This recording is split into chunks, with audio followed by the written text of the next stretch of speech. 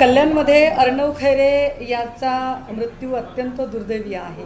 त्यांच्या कुटुंबियांच्या दुःखात आम्ही सामील आहोत। मात्र अर्णव खैरेच्या मृत्यूचं राजकारण करत भाजपा ज्या पद्धतीने ठाकरेंना एका आरोपीच्या कटघऱ्यात उभं करू पाहते, मुळात भाजपाचा हा डीएनए आहे की प्रत्येकाला जात आणि धर्माच्या राजकारणात ओढायचं। ज्यांना अजिबात लोकाभिमुख प्रश्नांचं राजकारण कळत नाही, जे लोकाभिमुख प्रश्नांवरती चर्चाच करू शकत नाही, ते कायम जात आणि धर्म यावर बोलत राहतात। जर भाजपाला अशा पद्धतीने जर वेगवेगळ्या गटांमधला वाद काढायचा असेल तर मग या राज्यामध्ये मराठा विरुद्ध ओबीसी या वादामध्ये जेवढे बळी गेले त्या सगळ्या बळींचा सदोष मनुष्यवधाचे गुन्हे हे या राज्याचे मुख्यमंत्री देवेंद्र फडणवीस आणि भाजपावर दाखल करावे लागतील।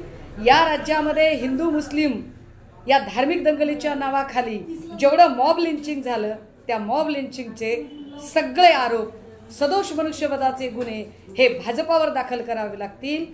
या राज्यामध्ये जेवढ्या म्हणून जातीय आणि धार्मिक दंगली उसळल्या, ज्याला कारण भाजपाचे नवथर आणि अत्यंत छिछोर वक्तव्य करणारी, मग ती जगताप, राणे, राणा, जेवढी काही माणसं ही चिल्लर आणि तिल्लर माणसं असतील यांच्यावर गुन्हे दाखल करावे लागतील।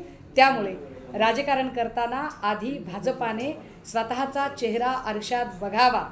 अमित साटम, खरं तर तुमच्यावर बोलायची मला अजिबात इच्छा नाही आहे, पण ज्या पद्धतीने तुम्ही एक बोर्ड हातात घेऊन बसलेला आहात तर तुमच्या हे लक्षात यावं की मुळात आत्तापर्यंत तुम्ही मराठी माणसांचे किती खिसे रिकामे केले आणि किती इतर प्रांतीयांच्या खिशामध्ये भरलेला आहे, आणि नंतर आमच्याशी बोलावं।